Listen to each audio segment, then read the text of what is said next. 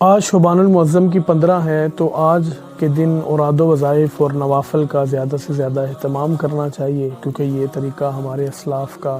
اور بہت سارے بزرگوں کا رہا ہے۔ سب سے پہلے تو یہ بات یاد رکھی جائے، یہ جو آج شعبان المعظم کی 15ویں تاریخ ہے، اس کو بڑا مقام اور مرتبہ حاصل ہے۔ حضرت معاذ بن جبل خود فرماتے ہیں کہ جس میں اگر کوئی شخص شب داری کرے تو اللہ تبارک و تعالیٰ اس کے سارے گناہوں کو بخش دیتا ہے۔ انہی راتوں میں سے ایک رات شب برات کی رات بھی ہے۔ اسی طرح ایک اور حدیث مبارکہ میں حضرت سیدنا عمار بن یاسر فرماتے ہیں کہ نبی کریم صلی اللہ علیہ وآلہ وسلم نے ارشاد فرمایا کہ جو شخص مغرب کے بعد 6 رکعت نفل ادا کرتا ہے،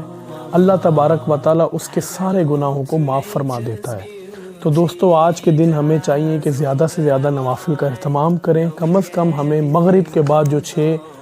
نفل جس کا حکم دیا گیا ہے حدیث مبارکہ میں، اس کو تو ضرور ادا کرنا چاہیے۔ اس کا آسان سا طریقہ ہے، 2 کر کے آپ 3 نفل ادا کریں، اور جو پہلے نفل جب پہلے ادا کریں گے تو اس کے بعد آپ درازی عمر کی دعا مانگ لیں، پھر جو دوسرے کریں گے اس میں کشادگی رزق کی دعا مانگ لیں، پھر جو تیسرے ادا کریں گے اس میں آپ اللہ تبارک و تعالیٰ سے اپنی بخشش اور خاتمہ بالایمان کی دعا مانگ لیں۔ اور اس کے متعلق ہمارے بہت سارے بزرگوں نے یہ بات لکھی ہے، صوفیاء کرام نے، کہ جو شخص ان نوافل کا اہتمام کرتا ہے،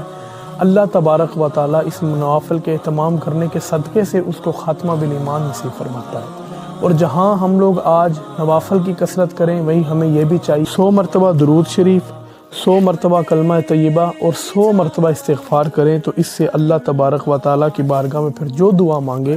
اللہ تبارک و تعالیٰ اس دعا کو قبول کرتا ہے۔ اور نبی کریم صلی اللہ علیہ وآلہ وسلم کی یہ بھی سنت ہے کہ آپ اس رات کو باقاعدہ طور پہ قبرستان میں بھی تشریف لے کے گئے اور وہاں جا کے اپنے پیاروں کے لیے دعا بھی مانگی۔